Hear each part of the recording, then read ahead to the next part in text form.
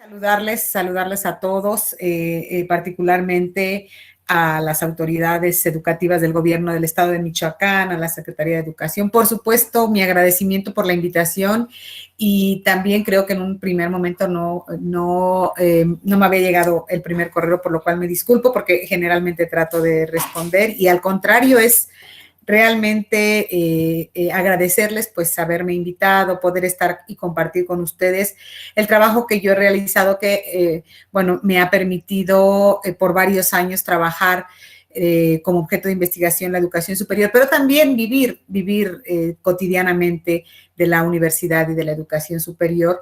Y bueno, yo voy a compartirles hoy el resultado de mi trabajo de varios años y también pues las experiencias que sobre todo en este contexto disruptivo en el que estamos viviendo y al que a todos nos ha cambiado la vida en términos pues individuales, colectivos, profesionales, personales, yo creo que pues todavía se agradece enormemente, por lo menos lo hago desde mi lugar, el que ustedes me hayan invitado y poder estar aquí.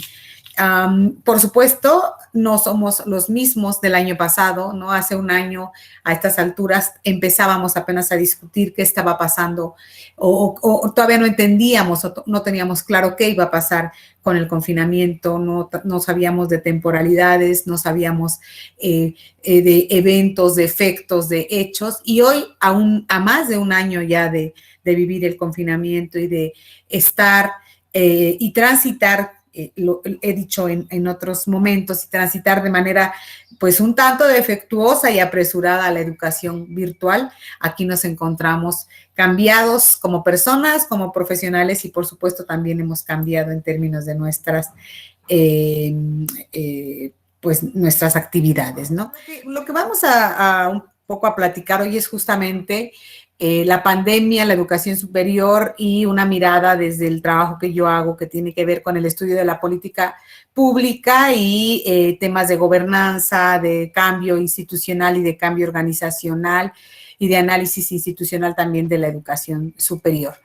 Voy a tratar de abordar algunos temas de contexto. Por supuesto, voy a hablar de qué ha pasado con la educación superior en el contexto de la pandemia y de la educación mediada o de esta transición a la educación superior mediada por la tecnología y pues algunas experiencias y retos que creo que tenemos en el marco de la educación superior. Yo he colocado para platicar con ustedes tres preguntas que me parece que son relevantes para reflexionar. Una es hacia dónde vamos, hacia dónde queremos ir en la educación superior. Por supuesto, tiene que ver con el pasado, ¿no? También tenemos que señalar que lo que estamos viviendo en el contexto de la pandemia arrastra una serie de inercias y de problemas que ya teníamos incluso antes de la pandemia y que por lo tanto solamente creo que se han visibilizado con mayor énfasis en algunos casos y en algunas regiones y en algunos sectores de la población y de la, por supuesto, de los actores de la educación superior, pero que no son problemas totalmente nuevos, ¿no? Con la pandemia cobran otra dimensión, pero no son problemas nuevos. Después, ¿hacia dónde vamos o hacia dónde podemos ir después de la COVID-19? Que por supuesto estamos hablando en términos metafóricos de decir después de, porque fundamentalmente hemos tenido y tendremos que aprender a vivir con el virus presente, hemos cambiado una serie de hábitos y por supuesto seguiremos haciéndolo y seguiremos pues contextualizándonos en ese sentido, ¿no? ¿Y qué hemos enfrentado y qué enfrentamos en la educación superior?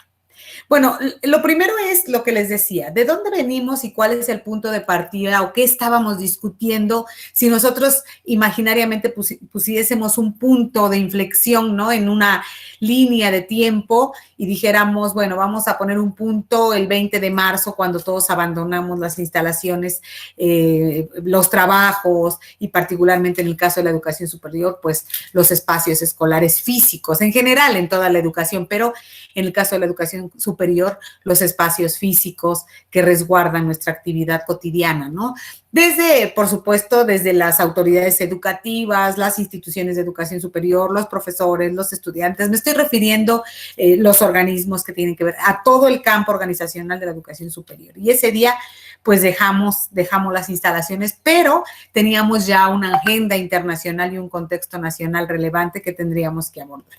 Lo primero es, pues, cuál era esa agenda internacional y ese contexto nacional.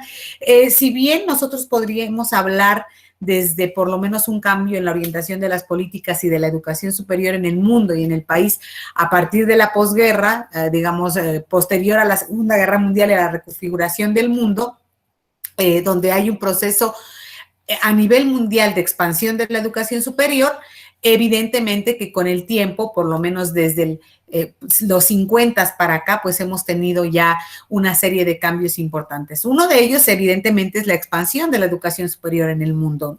Es un fenómeno que ha ocurrido no solo en México, que ocurrió en el mundo y que fue configurando y reconfigurando los sistemas de educación superior a nivel mundial.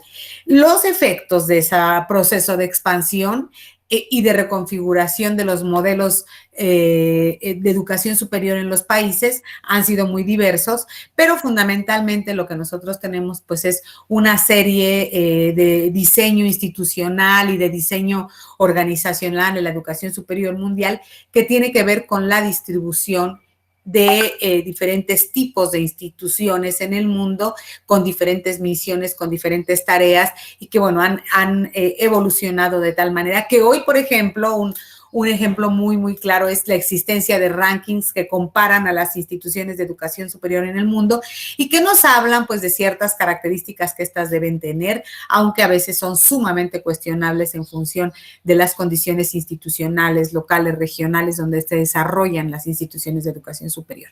De tal manera que comparar por comparar no tiene mucho sentido, ¿no? Es como cuando uno plantea esta idea de una competencia que no se da en las mismas condiciones. Entonces, cuando uno compite en condiciones distintas, pues evidentemente los resultados pueden ser imaginables e injustos.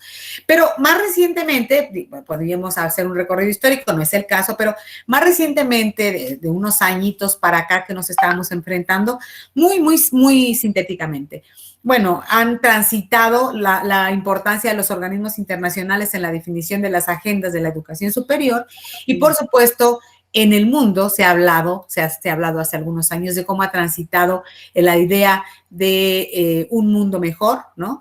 Y se ha sentado por lo menos en esto que se han llamado los Objetivos de Desarrollo Sostenible de la ONU, promovidos por la ONU, pero donde se articulan diferentes organismos como la UNESCO, la OCDE, los bancos mundial, interamericano, la Organización Internacional del Trabajo, toda esta serie de agenda internacional y de organismos internacionales que lo que hace justo es marcar las pautas generales de comportamiento que se espera tengan los países y con ellos sus organizaciones. Hablamos, en el caso de la educación, hay 17 objetivos de desarrollo sostenible, pero particularmente se habla de la educación en términos generales para todos los niveles, para todas las modalidades de una educación inclusiva, equitativa y de calidad que promueva oportunidades de aprendizaje durante toda la vida para todos. Y estos tres conceptos han sido básicos en la discusión actual de la educación: la inclusión, la equidad y la calidad, ¿no? Y a partir de ahí es que los países asumen ciertos patrones que se estructuran a través de la agenda internacional y que luego bajan. A nivel de América Latina, recientemente tuvimos en el ámbito de la educación superior la conferencia regional CRES, ¿no? de la educación superior, donde nuevamente se reitera este asunto de la inclusión, la equidad y la calidad, pero también de la educación como un derecho humano y como un bien social. Por supuesto, nosotros vivimos un cambio de gobierno en el 2018 que también giró en torno a la discusión y al la incorporación de estos elementos que yo he señalado en su discurso y que por supuesto también se iba a reflejar en la agenda de la educación para el país. Lo que sexenalmente ha hecho la NUYES ya desde por lo menos 5 o 6 periodos es plantear la agenda que considera pues necesaria para considerarse por los cambios de gobierno, y en ese sentido hay un documento que se llama NUYES Visión 2030 para la Educación Superior, que también fue relevante y que también incluye y discute los problemas que ya teníamos previo, ¿no? Recientemente, ¿qué ha pasado? Bueno, el año pasado, ustedes saben, se aprobó y ya tenemos una nueva Ley General de Educación Superior, que es un evento interesante, muy importante para la educación superior mexicana, porque solo teníamos una ley para la coordinación de la educación superior y tenían poquito más de 40 años, ¿no? Entonces, era una ley a la que se le habían hecho algunas modificaciones, adecuaciones, pero no había, no se había renovado. ¿Y por qué hago cuenta de todos estos eventos? Pues porque van a tener que ver con la propia estructura de la ley, con la propia dimensión epistemológica y ontológica de la agenda de gobierno actual en términos de lo que pasó con las modificaciones al artículo 3º constitucional, que en el caso de la educación superior la hace obligatoria y gratuita, pero que además se asienta en este tipo de elementos discursivos que la agenda internacional y el contexto nacional ya traía, ¿no? Y desde luego, ya lo había dicho, pues no esperábamos en este sexenio un evento como la pandemia causada por el SARS-CoV-2 y que, bueno, generó la COVID-19. Eso es más o menos en términos de elementos muy generales del contexto que van a ser importantes para lo que vamos a discutir. Ahora, ¿en qué estamos en este momento? ¿Qué ha significado la COVID y cómo ha, digamos, interactuado con la educación? Por supuesto que la educación es uno de todos los fenómenos, toda la vida social se afectó, ya lo decía al principio, pero particularmente la educación, ¿verdad? Es un hecho social sumamente relevante y se afectó y está viviendo una transición inesperada, pero también pues está generando una serie de experiencias y aprendizajes importantes. ¿Cómo estamos ahora? Estos datos que yo les doy son de hace muy poquito.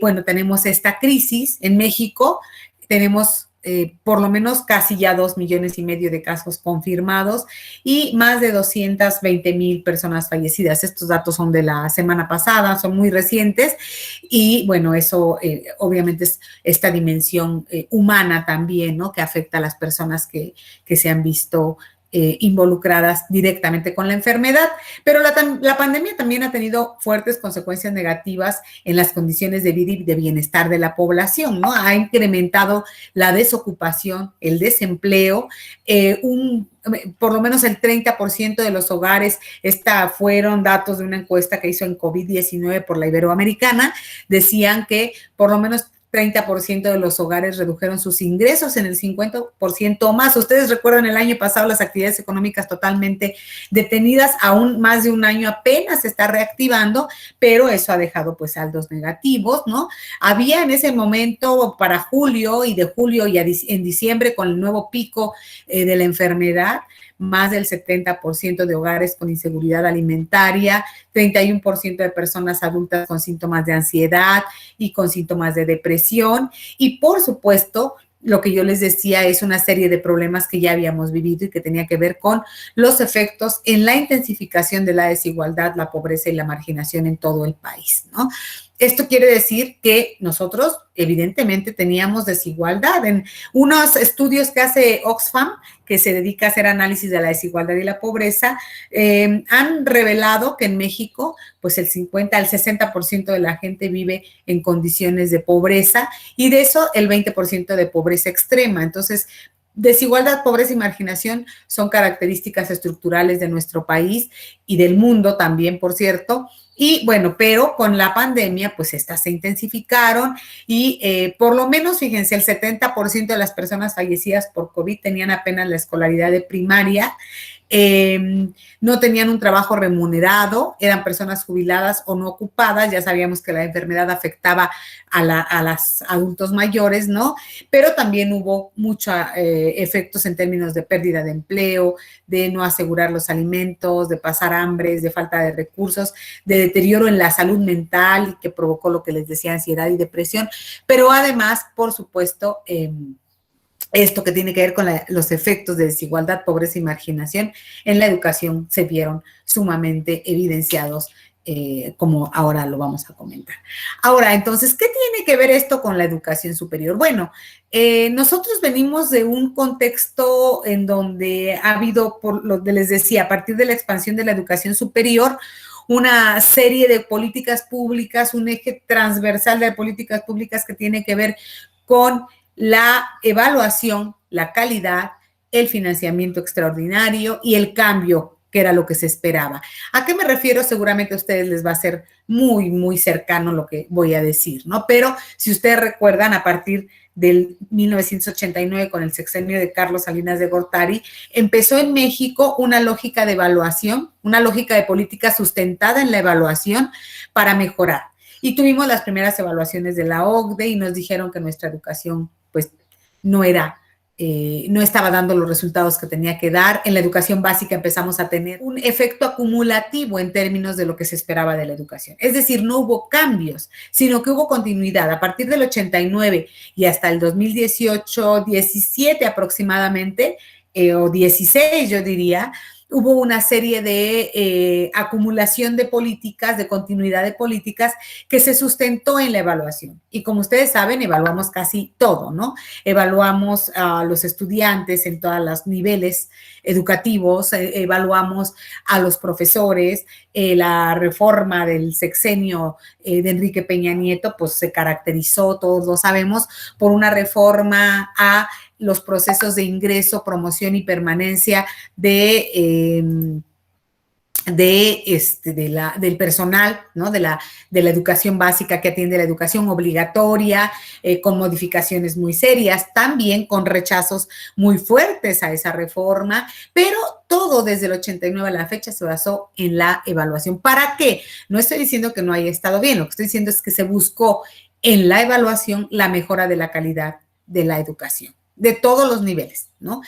Por la educación superior no fue ajena y nosotros sabemos que en la educación superior hay una serie de organismos que evalúa programas de licenciatura, el CONACYT evalúa programas de posgrado, el Ceneval evalúa estudiantes, el PRODEB evalúa profesores, además el SNI sigue evaluando, que fue el primer programa que surge en este contexto en 1984 para evaluar la productividad y decir la calidad de la investigación o de los investigadores. Entonces, tenemos un diseño institucional basado en la evaluación que todavía vive, que todavía además está presente y que creo que es necesario, pero que tiene que renovarse ya desde hace varios años, inacabado, que se sustentó en ese asunto, ¿no? En este asunto de evaluar para mejorar la calidad y generar cambios en los marcos institucionales entendidos como las reglas del juego, pero también generar cambios en las organizaciones y en los actores. Entonces, ¿qué se hacía? Pues se evaluaba a los programas académicos para mejorarlos. Y además hubo una serie de, yo le llamo una serie de efecto espejo, donde los procesos de cambio y de evaluación iniciaron en algún tipo de instituciones, por ejemplo, en las universidades, y luego transitaron a las escuelas normales, a los institutos politécnicos, a las universidades tecnológicas,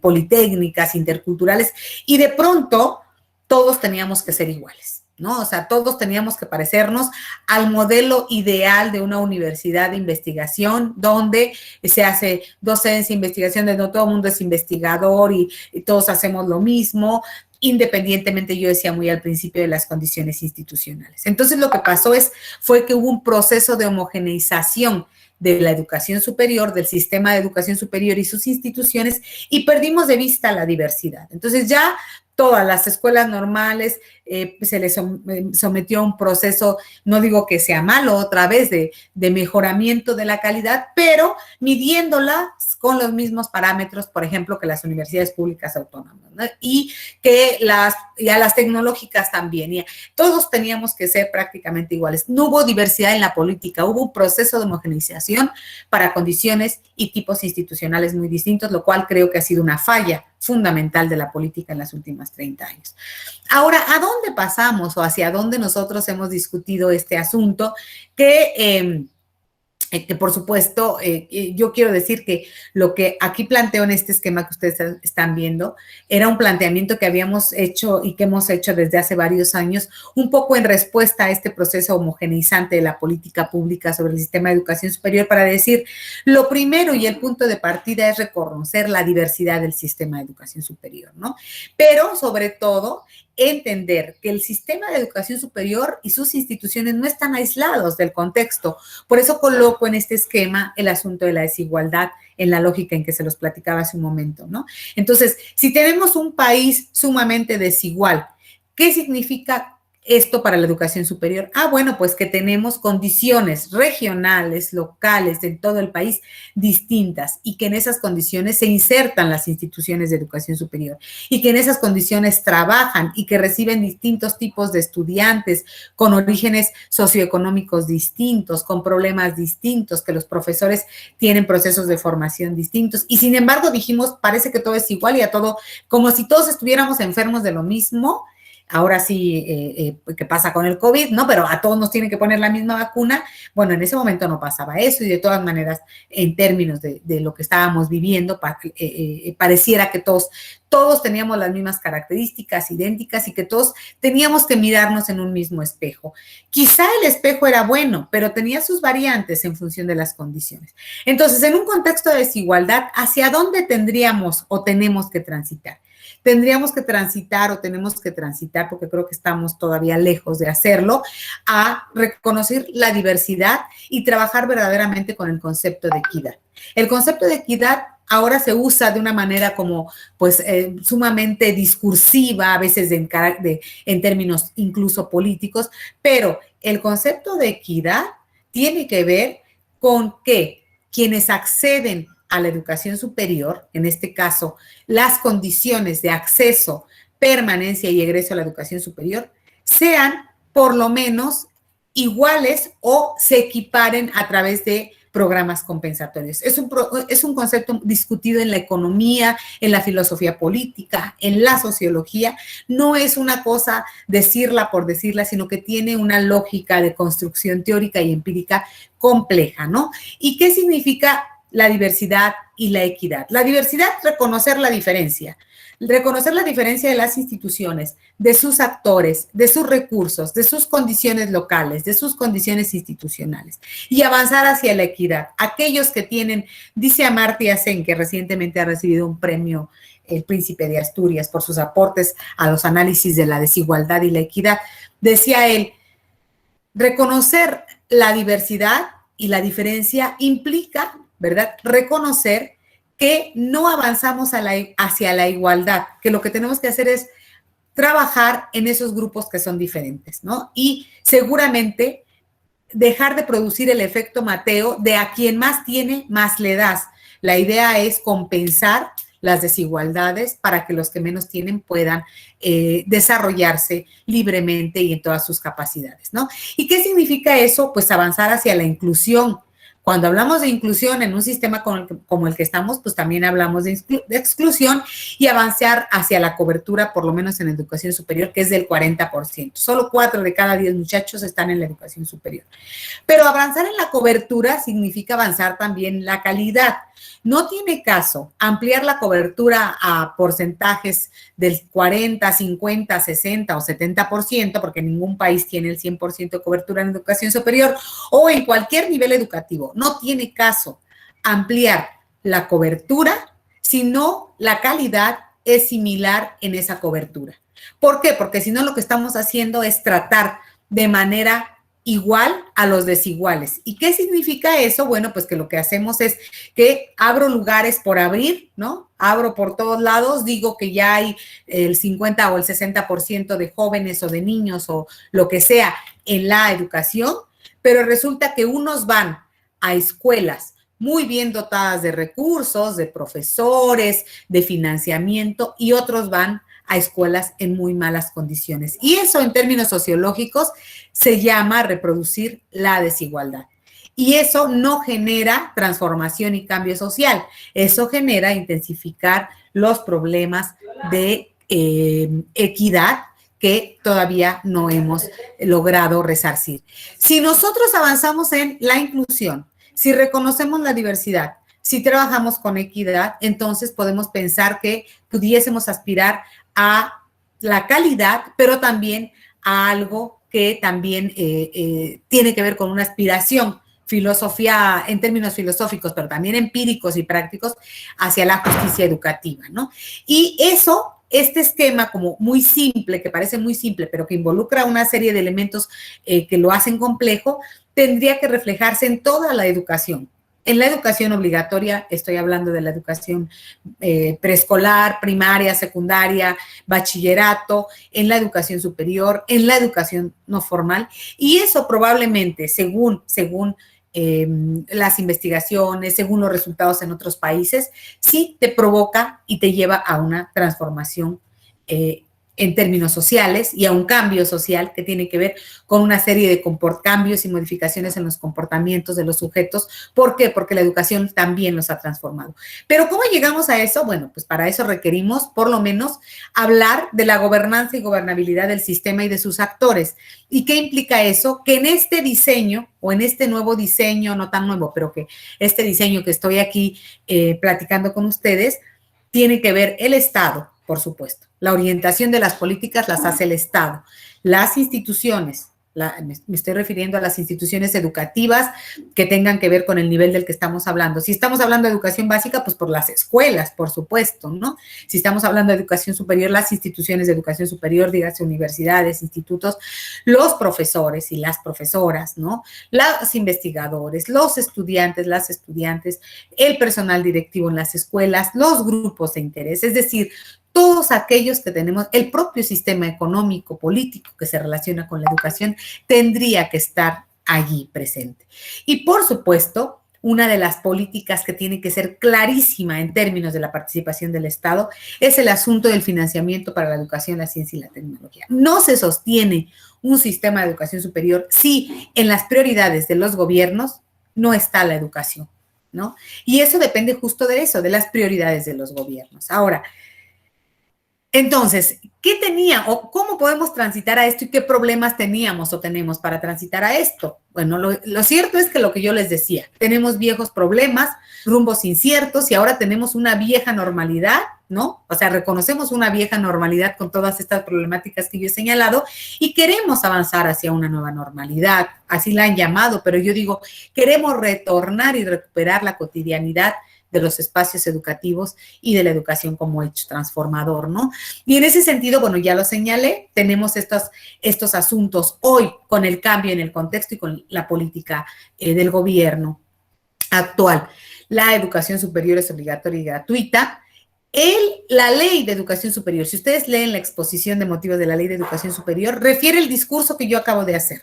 Refiere los conceptos que yo acabo de hacer. Algunos están muy confusos, no hay claridad, y también el plan sectorial de educación superior, pero no hay claridad en qué. Por cierto, un programa sectorial de educación un poco extraño porque solo son 4 años, siempre han sido 6, pero si ustedes ven ahora fue 2020-2024 y refieren una serie de elementos, ¿verdad? Y de conceptos clave que pasan de lo teórico a lo empírico, como los que yo acabo de señalar hace un momento. En el caso de la educación superior, bueno, obligatoriedad y gratuidad, inclusión y calidad desigual, ¿no? Inclusión, la política, ustedes lo saben, la política del gobierno en términos de inclusión ha sido las 100 universidades Benito Juárez, y la discusión en torno a la ampliación de la cobertura por la vía de la generación de nuevas instituciones no tiene que ver con negar la posibilidad de abrir nuevas instituciones. Tiene que ver que con aquellas instituciones que se abran tengan las condiciones institucionales y de recursos que permitan dar un trato digno a los jóvenes que asisten a esas instituciones, ¿no? Entonces, tenemos y seguimos teniendo una calidad desigual. ¿Podemos ampliar la cobertura? Sí. Podemos incluir, y además la inclusión es un concepto también amplísimo, pero tenemos que cuidar la calidad. ¿Qué otros problemas viejos teníamos que la Ley de Educación Superior coloca y puede referir? Bueno, gobernanza del sistema y sus instituciones, ¿no? Tenemos un montón de tipos institucionales con los problemas que les decía, todos nos queremos parecer a lo mismo, queremos tratar igual a las normales, a los institutos, a las universidades, y ese trato igual no quiere decir que haya una jerarquía institucional y una sea mejor, no. Si nosotros queremos cerrar las brechas entre las instituciones, pues tenemos que apoyar a las que menos tienen, en una lógica de por supuesto, no de apoyo irrestricto y así a ver, a dar dinero, no me refiero a eso, en una lógica de construcción de política pública que vaya cerrando esas brechas entre las instituciones, ¿no? Por supuesto, seguíamos teniendo un avance considerable en la acumulación de capacidades para la investigación científica y el desarrollo tecnológico en el país, pero es un pendiente que no hemos logrado resarcir. La vinculación y la responsabilidad social de las instituciones de educación superior, qué tan cercanos estamos, qué de lo que hacemos realmente tiene efectos y cómo nos hemos hecho responsables de problemas tan serios como el problema ambiental, el problema de la migración, el problema de la violencia de género, qué tan cercanos estamos de esos problemas serios con lo que hacemos, con la formación, con la investigación, con la difusión de la cultura. Por supuesto, también se había apostado ya desde hace varios años a un Sistema Nacional de Educación a Distancia que coordina la Secretaría de Educación Pública desde la Subsecretaría de Educación Superior, pero un Sistema Nacional de Educación a Distancia que, por lo que yo he revisado y conozco, era igualmente sumamente restringido y limitado en términos de recursos, ¿no? Y que atiende a un tipo de estudiantes distintas. Seguimos teniendo y teníamos un problema en el Sistema Integral de Información sobre el Sistema de Educación Superior y el asunto del financiamiento, que fue una promesa incumplida desde los sexenios, hace varios sexenios, en términos de el financiamiento tiene que ser por lo menos el 1% del PIB, no sé qué, y nunca se cumplió. ¿No? Nunca se ha cumplido, o sea, no es nuevo. También de pronto uno escucha algunos argumentos bastante, que pueden ser bastante cuestionados para decir el gobierno actual no está apoyando a la educación superior. No es cierto, o sea, no lo está apoyando quizá ahora, pero tampoco se apoyó tal cual se decía en la ley que se iba a apoyar, ¿no? Bueno, ¿hacia dónde vamos o hacia dónde queremos ir en este contexto de los efectos de la pandemia? Que era como si quería hacer relevar este análisis antes para decir hacia dónde vamos. Y eso ha requerido de una serie de, bueno, nosotros hemos estado haciendo algunos seguimientos, ¿no?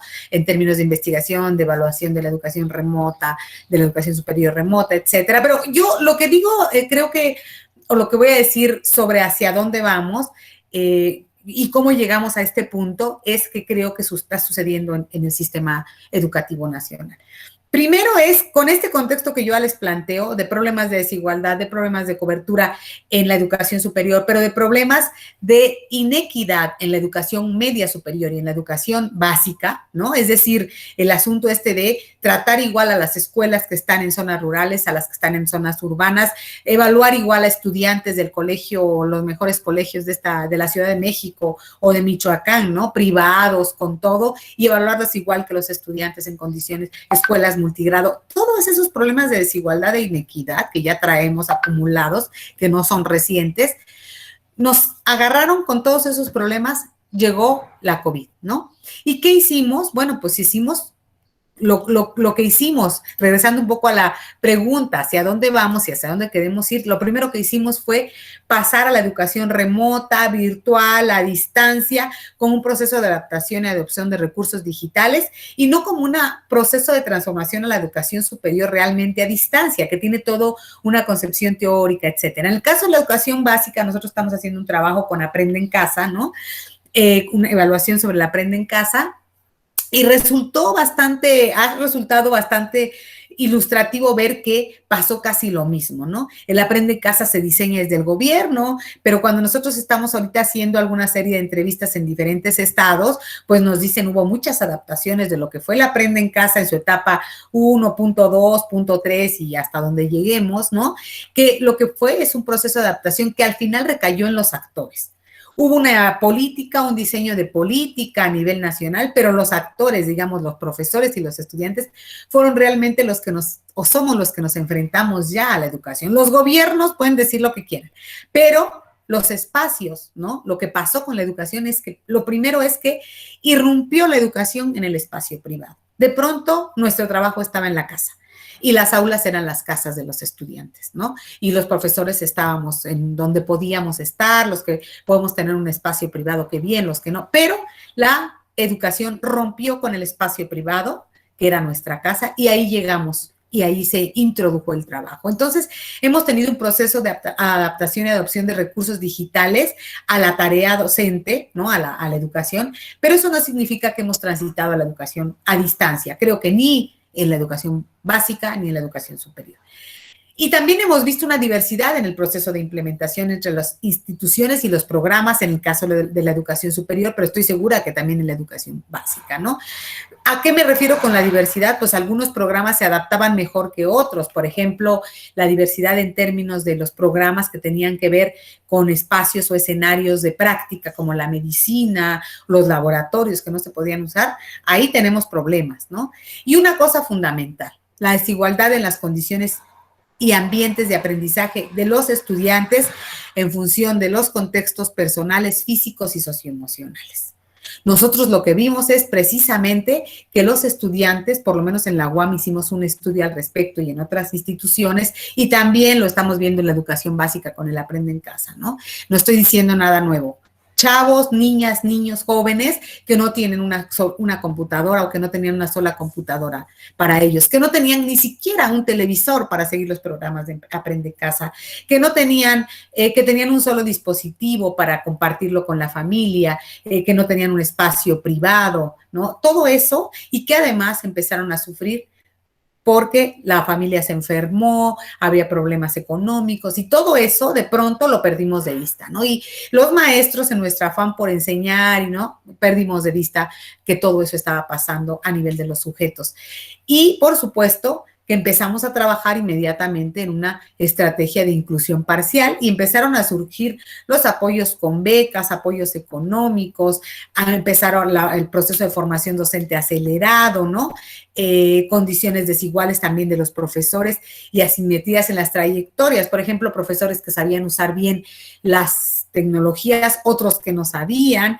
Se evidenciaron incluso, yo diría, sobre todo en la universidad, que no en la educación básica, porque los profesores de la educación básica tienen una formación didáctico-pedagógica muy fuerte, pero en la universidad no, en la educación superior todavía hay quien desprecia la formación docente, quien piensa que no le puedes enseñar cómo evaluar mejor, cómo mejorar su práctica docente, ¿no? Hay mucha arrogancia allí, entonces se evidenciaron problemas que ya teníamos en la docencia presencial, resistencia al uso de tecnologías, formación docente muy deficiente, brecha generacional. Nosotros en la universidad tenemos el recambio generacional en puerta y tenemos jóvenes de 18 con profesores de 80, ¿no? Que no son prestos al uso de la tecnología, equipamiento e infraestructura limitada, ¿no?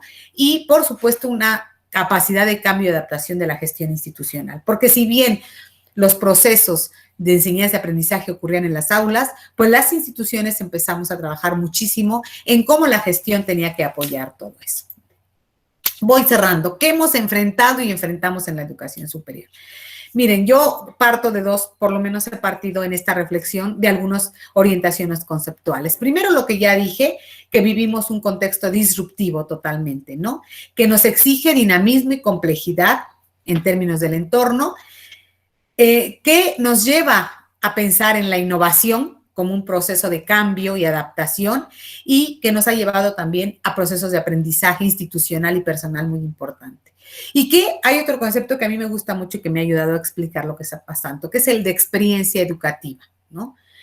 Dubé y otros autores ya lo han dicho, pero que tiene que ver con la interconexión de componentes cognitivos, emocionales y afectivos que nos ha permitido vivir lo que hemos vivido y después transformar eso, ¿no? Una experiencia implica desaprender y reaprender, y creo que es lo que la pandemia nos ha dejado, o por lo menos para mí es algo de lo más importante, ¿no? Efectivamente hemos aprendido a manejar cosas, plataformas, no sé cuánta en términos tecnológicos, pero sobre todo creo que la experiencia de desaprender y reaprender es única y sumamente valiosa. Lo que les decía, nos ha significado y resignificado como profesores y como actores de la educación, y la experiencia significa que hemos aprendido en la práctica, ¿no? Y que hemos transformado esa experiencia, ese aprendizaje construido desde la práctica, que tendríamos que transformarlo, en un proceso reflexivo que nos llegue o que nos lleve a modificar ahora sí de fondo en términos de nuestras instituciones y de nosotros mismos, ¿no? Y por supuesto también la experiencia aprender y desaprender implica que cada uno de nosotros ha vivido lo que ha vivido y lo ha subjetivado y lo ha interiorizado de manera distinta y que todas son valiosas y van a influir en la lógica del futuro. Dos dimensiones de análisis para lo que hemos vivido y los efectos de la pandemia. La organizativa, ya lo dije un poco, pero un poco para ir cerrando, que tiene que ver con la planeación, la organización, la conducción y la ejecución de la gestión académica y administrativa a nivel de los gobiernos, a nivel de las autoridades educativas, de las instituciones, de los actores. Y la otra, que tiene que ver con la dimensión educativa, sobre todo con el proceso de enseñanza-aprendizaje entre los profesores, los estudiantes y los contenidos curriculares, ¿no? ¿Qué hemos vivido en términos de la categoría que voy a resaltar un poquito más? La dimensión educativa. Bueno, pues lo que hemos vivido son experiencias y perspectivas en términos de los alcances de los actores. Hemos mostrado que tenemos una experiencia previa y que teníamos problemas con los ambientes de aprendizaje que no reconocimos de inmediato, ¿no? Hemos tenido problemas con la organización de los cursos. Yo creo que todas las instituciones de educación superior los han tenido. Hemos buscado dar todo el apoyo institucional, o sea, pensar realmente en colaborar. Nos hemos enfrentado a un sinnúmero de tecnologías digitales antes desconocidas, pero que hoy creo que se van a retomar en el retorno y hemos logrado aprendizajes. Sin embargo, creo que tenemos rezagos educativos importantes que apenas se van a ver una vez que regresemos y que todos estos elementos nos están llevando a planear al futuro, ¿no? En términos de la dimensión organizacional, bueno, pues hemos otra vez acumulado y hemos observado que todas estas experiencias y aprendizajes nos van a ayudar a construir el futuro y que tenemos todavía problemas y restricciones. ¿Qué hemos logrado con la educación mediada por tecnologías? Me parece una reacción rápida, una capacidad de respuesta muy rápida, una mejora en el uso de medios de comunicación institucionales. Hoy nos comunicamos mejor en todos los sentidos, una comunicación y un ambiente favorable para cooperar, colaborar y trabajar en equipo. Creo que tenemos pendientes y hemos logrado asuntos importantes con los conocimientos, con conocimientos teóricos, metodológicos, digitales para la práctica docente. Me parece que nuestros estudiantes están mostrando una capacidad de aprendizaje, de autoaprendizaje, que a veces no habíamos desarrollado en ellos y que es esta autonomía para el conocimiento. Hemos mejorado y hemos reflexionado sobre la inclusión frente a la desigualdad. Hemos también buscado oportunidades, ¿verdad? Oportunidades para los estudiantes que no tienen los recursos y hemos revalorizado el significado de las herramientas digitales sin llegar a lo que yo voy a decir más adelante, que tiene que ver con un triunfalismo tecnológico con el que creo que no tenemos que casarnos, ¿no? ¿Qué retos tenemos? Bueno, tenemos retos en la organización, ¿no? En la organización en términos generales, oportuna de los programas y proyectos que queremos impulsar, en la organización de los contenidos por parte de los profesores y en la organización de los aprendizajes de los estudiantes, ¿no? Creo que también tenemos un pendiente en términos de la formación de la comunidad docente y estudiantil. Aún nuestros estudiantes jóvenes, que parece que porque traen un celular saben usar la tecnología, vimos que no era así. Tenemos también un pendiente todavía, dije que la comunicación mejoró, pero creo que nos hace falta por fortalecer la integración y comunicación, sobre todo en las experiencias de los docentes, ¿no? Es muy rico compartir, hacer encuentros de experiencias docentes para compartir cómo lo hemos vivido cada uno de nosotros. Les puse un ejemplo aquí que tiene que ver con la calidad. Nos estamos tratando de ajustar a los contenidos, ¿no? Incluso en mi universidad el primer trimestre fue de 9 semanas, generalmente es de 12, y ajustamos los contenidos, pero hemos tenido, me parece, pendientes o retos en términos de la preparación de los cursos, de las estrategias de enseñanza-aprendizaje y de las estrategias de evaluación para nuestros estudiantes. Queremos evaluarlos como si estuviéramos en condiciones presenciales, o a veces no queremos evaluarlos porque pensamos que se están copiando y una serie de cosas, ¿no? En términos organizacionales, creo que necesitamos todo aquello que mejoramos durante la pandemia, con respecto a sistematización de la gestión, de procesos, de servicios, de aprovechamiento de condiciones institucionales, de recursos tecnológicos, etcétera. Creo que es tiempo de institucionalizarlos y de no regresar y perder esos aprendizajes en términos de las capacidades organizativas de los gobiernos el sistema, las instituciones, ¿no? También creo que es muy importante que otro reto tenemos, la flexibilidad y la inclusión. Si bien la reconocemos y la pandemia visibilizó la exclusión, es tiempo de orientar la labor docente hacia el reconocimiento de las diferencias de nuestros estudiantes y orientar al gobierno, o el gobierno debería de orientar sus políticas hacia el reconocimiento de las diferencias entre las escuelas y las instituciones, ¿no? Así como reconocemos nosotros que en las aulas tenemos diversidad de estudiantes y queremos promover aulas más justas, pues también creo que tendremos que promover políticas más justas y equitativas, ¿no? Y reconocer lo que les decía, problemas con los ambientes de aprendizaje que tenemos, seguimos teniendo, baja conectividad, falta de equipo de cómputo, rezagos educativos, sobre todo en términos de conocimientos prácticos, ¿no? Y que se nos van a venir y que apenas vamos a ver cuando veamos la deserción de las generaciones que ahorita se incorporaron, el abandono escolar, etcétera. Y sobre todo, me parece fundamental la promoción de una adecuada salud emocional de la comunidad universitaria que creo que ha sido afectada. Ya para cerrar ahora sí, ¿hacia dónde vamos? ¿Vamos a llegar a otra normalidad, a la pospandemia? ¿A dónde vamos a llegar? Bueno, primero es reconocer lo que he dicho, la capacidad de las comunidades educativas para responder a entornos disruptivos. Creo que estamos listos para el cambio y creo que no debemos de perder la oportunidad de hacerlo realidad. Creo que tenemos que someter a debate nuestros modelos educativos. ¿Qué queremos? Hay universidades que están diciendo, no, ahora sí ya voy a hacer educación a distancia, ahora sí ya voy a hacer híbrida. No, no, no. Yo creo que hay que darle su reflexión al modelo educativo de cada institución, a su historia, otra vez a sus condiciones, al tipo de estudiantes que atiende, ¿no? También creo que en esa discusión debemos reconocer las diferencias disciplinares y el cambio inminente en las profesiones.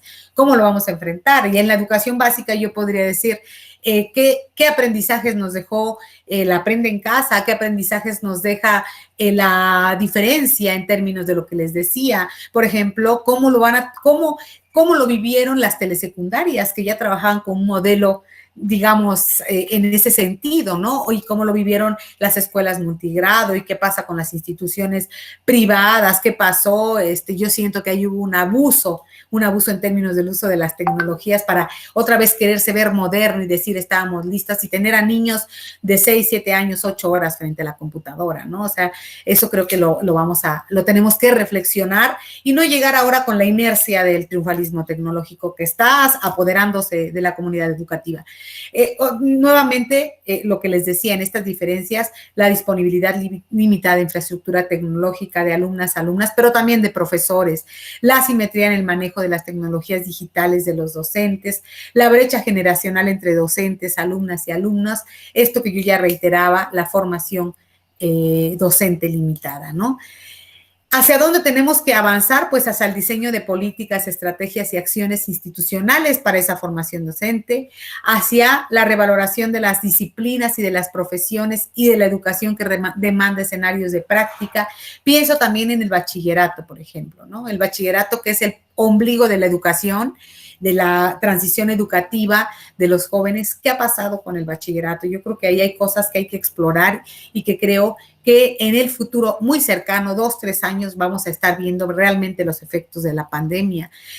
Bueno, quizá hoy sí estamos listos. Trato de hacer, digamos, esta revaloración en términos no negativos, pero sí de reflexión y otros que pueden ser aprendizajes que nos pueden llevar a generar proyectos específicos que consideren diversas modalidades. Y lo que les decía, no creo que estemos o no deberíamos subirnos a este barco del triunfalismo tecnológico, donde la tecnología resolvió todo, donde hoy hoy esta discusión de vamos a retornar, ¿cómo vamos a retornar? El retorno tiene que ser seguro en términos de salud, pero de pronto yo decía, bueno, vamos a retornar, todos hablamos del retorno y yo quisiera realmente que el retorno se reflejara en el trabajo que vamos a hacer a las escuelas, a las universidades, en términos de no decir las tecnologías todo lo resuelven y ya no nos reunimos físicamente, porque ¿para qué? Si se puede, porque yo creo que la educación es un hecho social.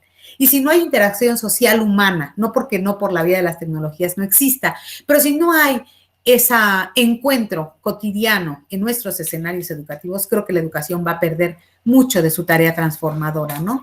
Para las y los docentes, digo eso en términos de las instituciones, para las y los docentes, ¿qué tenemos que hacer? Yo creo que tenemos que promover en todos los ámbitos reflexiones colectivas para intercambiar experiencias y aprendizajes de cómo hemos vivido la educación remota. Creo que escucharnos es fundamental, aprender unos de otros, recuperarnos como comunidad de aprendizaje, pero como comunidad educativa es fundamental, ¿no? Organizar comunidades de aprendizaje situado a partir de ese intercambio, valorar las diferencias disciplinares y también de niveles educativos, ¿no? Aquí me he referido a la educación superior, pero he tratado como de plantear algunos temas que tienen que ver con los otros niveles educativos, fortalecer la relación de las instituciones de educación superior con los problemas económicos, políticos, sociales, y esto lo hacemos las y los docentes. ¿Quiénes se acercan a las comunidades, quienes se acercan a los problemas, quienes investigan los problemas de la sociedad? Pues somos nosotros, y la sociedad somos nosotros mismos, ¿no? Y ver qué efectos tiene el trabajo que hacemos. Y reconocer la diversidad y las condiciones de aprendizaje de las y los estudiantes para promover aulas presenciales y virtuales más justas. ¿Cuántas veces nos hemos preguntado en el aula de dónde vienen nuestros niños, nuestros jóvenes? Por ejemplo, en la universidad yo lo veo, hay chavos que tienen que viajar 3 horas para llegar a la universidad y cuando llegan al salón nosotros los queremos ahí y pensamos que están, después de haber viajado 3 horas, desayunado en el metro, ¿no? Leído en el camión, y pensamos que van a tener el mismo desempeño porque todos son iguales. Entonces creo que sí, me parece que en el eje de lo que no se hizo, con todos los logros que yo reconozco en términos de la educación superior, por lo menos en los últimos 30 años, los pendientes que se tienen allí, que están puestos a la discusión, y lo que viene por hacer después de la pandemia que hemos vivido, del confinamiento que hemos vivido, creo que tenemos una tarea muy, muy fuerte, muy ardua, pero también creo que estamos preparados porque pues hemos visto que es posible enfrentar algo no conocido y enfrentarlo con muchas ganas y con un esfuerzo colectivo que es fundamental. Y creo que por eso somos fundamentales quienes estamos aquí trabajando. Muchas gracias. Gobierno de Michoacán. Michoacán se escucha.